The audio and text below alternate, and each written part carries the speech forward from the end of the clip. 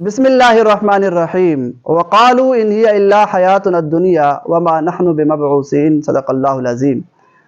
मेरे भाइयों और दोस्तों, आखिरत को भुला देना दो वजहों से होता है। इसकी दो कैफियतें हैं।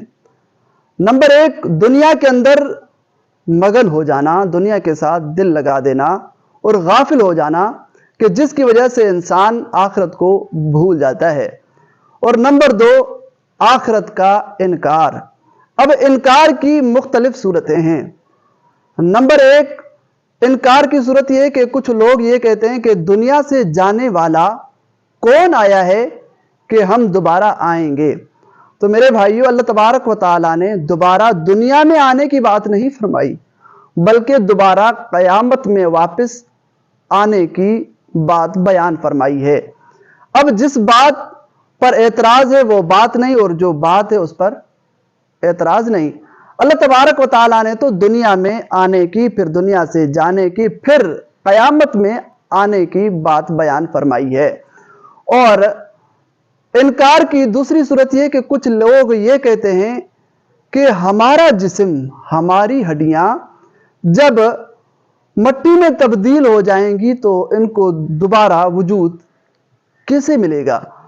तो मेरे भाइयों, ये वजूद दोबारा आप और हम नहीं देंगे, बल्कि वो ज़ात, वो अल्लाह तबारक व तआला देगा कि जिसने ज़मीन के मुख्तलिफ ज़र्रात को खुराक में तब्दील करके फिर वो खुराक इंसान के जिस्म में गई, तो इंसान के जिस्म के अंदर उस खुराक को जमा फरमाकर फिर अल्लाह तबारक व तआला ने उससे पानी निकाल कर, फिर पानी को मुख्तलिफ मराहिल से गुजार कर, फिर उस पानी से अल्लाह तबारक व तआला ने इंसान के बाल, इंसान का सर, इंसान का दिमाग, इंसान की आंखें, इंसान का नाक, इंसान के होंठ, इंसान की ज़बान, इंसान का पूरा वजूद बालों से लेकर नाखूनों तक बनाया।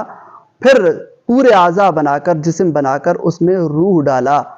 तो मेरे भाई, जिस अल्लाह तबारक व तआला ने पहली मर्तबा ज़मीन के ज़र्रात को खुराक में तब्दील करके, खुराक को जमा करके और खुराक से पानी को निकाल कर, फिर पानी को मुख्तलिफ मराहिल से गुजार कर, फिर उस पानी से इंसान के आज़ा बनाकर पहली मर्तबा फिर उस इंसान के अंदर रूह डालकर इंसान को वजूद बख्शा और इंसान की विलादत हुई।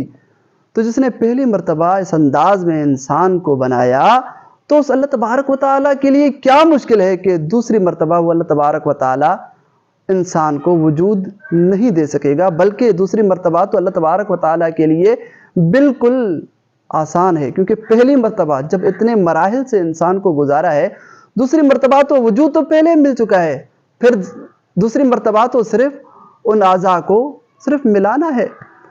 तो इसी तरह इनकार की तीसरी सूरत यह है कि अज़ाब कब्र का इनकार। कुछ लोग यूं कहते हैं कि सिर्फ अज़ाब रूह को होगा और जिस्म को नहीं होगा। मेरे भाई, जब जुर्म दो का हो, अब देखें जुर्म दो का है ना, रूह का और जिस्म का। रूह हो जिस्म ना हो, जुर्म कैसे हो सकता है? नहीं हो सकता। जब जुर्म दो का हो, अजाब एक को मिले, तो ये कहाँ का इंसाफ है। अब ये बात हमें हजरत अब्दुल्ला इब्ने मसूद ने मिसाल देकर समझाई कि एक अपाहज था और दूसरा नाबीना था। इन दोनों ने चोरी का सोचा। तो अपाहज जो सिर्फ काम करता था वो आंखों से और जबान से, बाकी हाथ और पांव से कोई काम नहीं कर सकता था। और नाबीना आंखों के अलावा हर काम कर सकता है, सिर्फ आंखों से काम नहीं कर सकता। तो अपाहज ने कहा मैं आप पर सवार हो जाता हूं, और नाबीना ने कहा कि मैं आपको उठाकर चोरी के लिए चलता हूं। फिर अपाहज ने उसको बताया कि दाएं चलो, दाएं चला, फिर कहा बाएं चलो, बाएं चला, फिर कहा कि दाएं तरफ हाथ फैलाओ, यहां से सामान उठाओ। उसने उठाया, चोरी कर दी। तो अब सजा किसको दी जाएगी? हजरत अब्दुल्ला इब्ने अब्बास ने कहा कि सजा दोनों को होगी, क्योंकि दोनों मुजरिम हैं। तो मेरे भाइयों, इसी तरह रूह अपाहज है कि जिस्म के बगैर हरकत नहीं कर सकता, और जिस्म नाबीना है कि रूह के बगैर रास्ता नहीं दे सकता। तो जब दोनों का जुर्म इकट्ठे है तो दोनों को सजा भी इकट्ठे दी जाएगी। کچھ لوگ انکار اس انداز میں کرتے ہیں، وہ کہتے ہیں کہ نہیں، جو عذاب ہوگا نا مثالی جسم کو ہوگا۔ میرے بھائیوں، جرم کرے حقیقی جسم اور عذاب ہو مثالی جسم کو، یہ تو ظلم ہے، اور اللہ تبارک و تعالی ظلم سے پاک ہے۔ اور کچھ لوگ انکار کرتے ہیں اس انداز میں، کہتے ہیں کہ دیکھیں جنت اور جہنم کی کوئی حقیقت نہیں، جنت اور جہنم ایک خیال ہے۔